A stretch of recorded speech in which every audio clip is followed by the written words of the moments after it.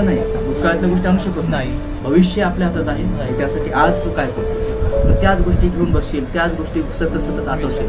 तर आत्ताचा तुझा आयुष्यातला प्राईम टाइम जो हा क्षण घडण्याचा आहे तो जाणार ना. आणि परत परत त्या गोष्टी आठवून 6 वर्षातल्या 8 वर्षातल्या घटना आठवून दुःखी होणार. मग तू दर्द भरे नदमे गाणे ऐकणार. दिल के तुकडे हजार हुए, एक तुकडा इधर गिरा, एक तुकडा उधर गिरा. बरोबर ना, असंच होणार नाही. बरोबर का नाही. ते गेलं ते गेलं ते. फक्त आता प्रार्थना करायची, बरोबर, आणि दुआ द्यायची. मनापासून प्रेम केलं होतं, जिथं आहे तू सुखी राहा, समाधान राहा, आनंदी राहा. यस यस, दिलागिरी सुखी राहा बाबा. आणि बघ आता शुभम कसा होतो. शुभम किती मोठ्या लेवलला जातो. बरोबर, शुभम किती मोठ्या लेवलला जातो. आता जेवढे पिक्चर्स आपण बघतो त्यातून शिकायला मिळतं ना. नशीब पिक्चर बघितला का गोविंदाचा, आवर्जून बघितला ना. मग किती मोठ्या मोठ्या लेवलला उद्योजक बनतो की नाही. हा, स्टोरी नको सांग, माहिती ना तुला स्टोरी. स्टोरी जायचं नाही, त्यातून काय घेता येईल. हा, गेमला काय करता येईल. बरोबर, कम टू द पॉइंट. बरोबर, आता तू काय बघणार आहेस ते तू ठरव. भूतकाळ आता संपला, जैन जय महाराष्ट्र गेला तर गेला.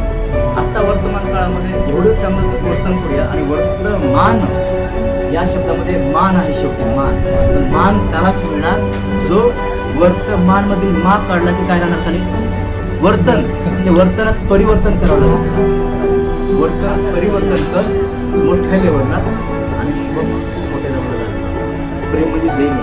समोर असेल किंवा नसेल तरी दुःख नाही झालं पाहिजे, आनंद झाला पाहिजे. बरोबर ना, समाधान वाटलं पाहिजे. कळते का. प्रेम म्हणजे विरह. फक्त फिजिकल किंवा शरीरावर ते प्रेम नाही. सोबत असेल किंवा नसेल, आता तू त्याच्यात समोरच्या व्यक्तीकडून थोडा सपोर्ट नाही, ठीक आहे, त्याचे काहीतरी कारणे असतील ना. तिच्या ठिकाणी जाऊन विचार कर, तिच्या आईवडिलांच्या ठिकाणी, तिच्या ठिकाणी काहीतरी कारण असेल. बरोबर, त्यामुळे त्या लेवलला ती भिडू शकली नाही, लढू शकली नाही. बरोबर, एकत्र येऊ शकलो नाही.